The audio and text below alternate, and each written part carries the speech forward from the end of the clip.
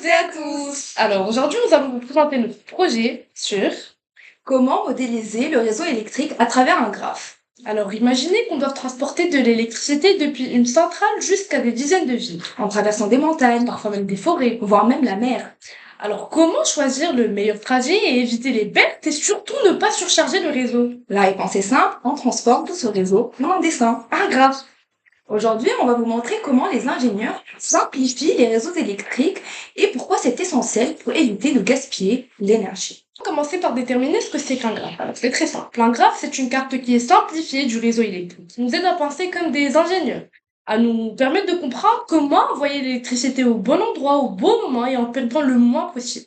Ainsi, c'est comme un schéma de métro. Les stations, ce sont les sommets qui peuvent être soit les destinations de départ ou même d'arrivée, ou voire même les points de passage.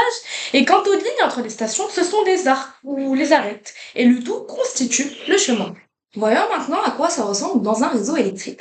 Donc, dans un réseau électrique, les sommets représentent soit les sources, qui sont les centrales, les nœuds, à savoir les points de passage qui représentent les postes de distribution, ou les cibles qui sont généralement les villes. Et les arcs représentent quant à eux les lignes électriques du transport de l'énergie. Mais pourquoi utiliser un graphe? Eh bien, parce qu'un graphe d'un réseau électrique permet tout simplement de voir les chemins possibles de l'électricité, d'éviter les surcharges en calculant les flux, ou encore de réduire les pertes d'énergie en optimisant le trajet de l'électricité. Nous allons à présent voir deux exemples qui mettent en lumière l'utilité des graphes. Premier exemple, nous allons prendre l'exemple de la France et plus précisément les Alpes en hiver. On le sait tous, les Alpes en hiver produisent beaucoup d'électricité. Donc en hiver, il faut envoyer ce courant jusqu'à Lille en passant par Paris, chaque ville constituant ici un sommet. Les lignes sont les arcs et pour éviter les pertes, on cherche le schéma qui minimise les distances et évite les surcharges. Deuxièmement, nous allons prendre l'exemple d'un réseau insulaire. Alors, imaginons un archipel. Une île, par exemple, est composée de 4 villes à alimenter, mais elles sont toutes reliées par justement des câbles qui sont sous-marins et très coûteux. L'objectif alors est de trouver le chemin le plus court et le moins coûteux entre des villes. Le problème classique auquel répond le graphe.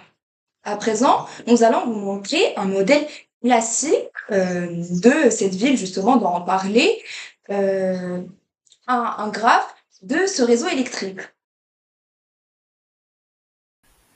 Donc, on voit ici clairement qu'il s'agit d'un schéma d'un réseau électrique et que le chemin de l'énergie passe par les flèches qui constituent les axes de distribution.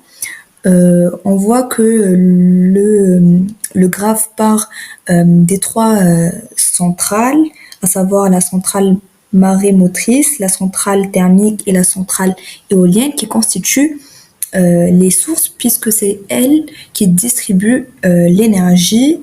Elles distribuent donc l'énergie aux deux postes qu'on retrouve au centre et qui représentent les nœuds intermédiaires puisqu'ils constituent les postes de distribution de l'énergie et on voit qu'ils sont reliés par une flèche dans les deux sens puisqu'ils sont reliés entre eux. Et ces deux postes, ils renvoient l'énergie aux cibles, à savoir les villes.